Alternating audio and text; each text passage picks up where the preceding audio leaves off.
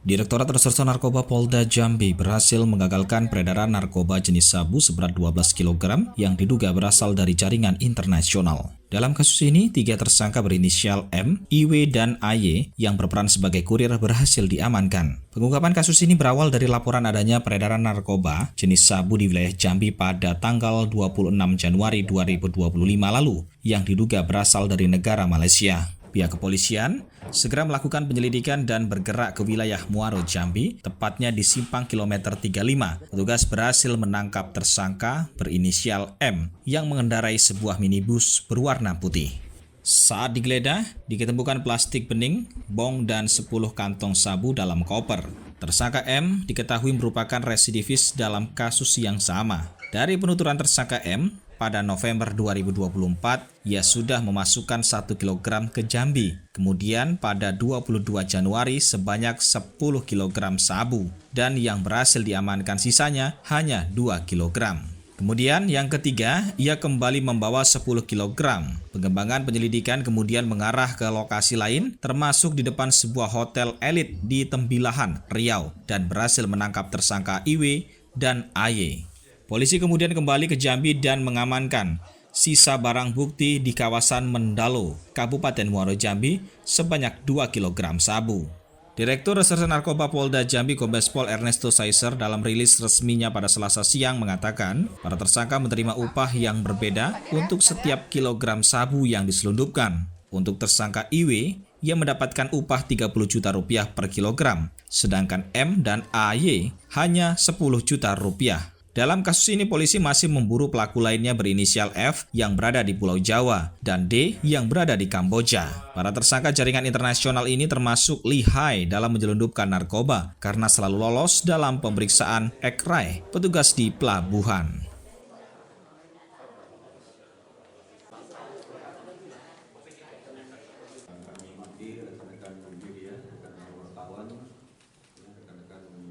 Direktorat Narkoba Polda Jambi menerima informasi dari masyarakat tanggal 26 Januari 2025 bahwa ada peredaran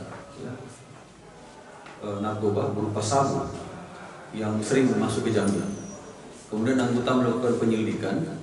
Setelah dilakukan penyelidikan dan benar ada informasi seorang laki-laki menaiki mobil Innova Reborn warna putih. Dan setelah dilakukan penggeledahan, ditemukanlah di depannya dashboardnya ada 1 tas dan ternyata dalamnya ada 1 plastik bening, kemudian juga alat bom.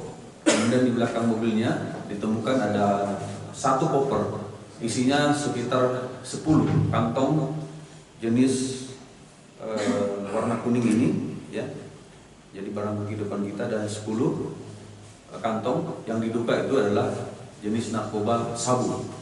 Kemudian dari hasil pengembangan inisial M ini, ternyata barang ini diambil di daerah Tembilahan di depan hotel elit, ya, Tembilahan. Kemudian besoknya lagi, malamnya lagi anggota melakukan pengembangan, jadi penangkapannya itu di simpang kilometer 35 Muara Jambi. Kemudian dikembangkan lagi di perumahan daerah Mendalu ya. Mendalam perumahan di sana ditemukan 2 sisanya, ya, sisa. Jadi dari pengakuan M ini dia sudah memasukkan bulan November itu 1 kilo dimasukkan ke Jambi, kemudian dijadikan plastik 1 on, kemudian dijual, ya, diedarkan ke masyarakat. Kemudian yang kedua bulan tanggal 22 bulan 1 masukkan 10 kilo sabu. Ya, 10 kilo dan bisa kita amankan sisanya 10 kilo ini sabu ini di perumahan dia tempat tinggal. Ya, kemudian yang ketiga kalinya berhasil kita amankan 10 kilo. Jadi sekitar 9 kilo sudah sempat lolos di wilayah Jambi.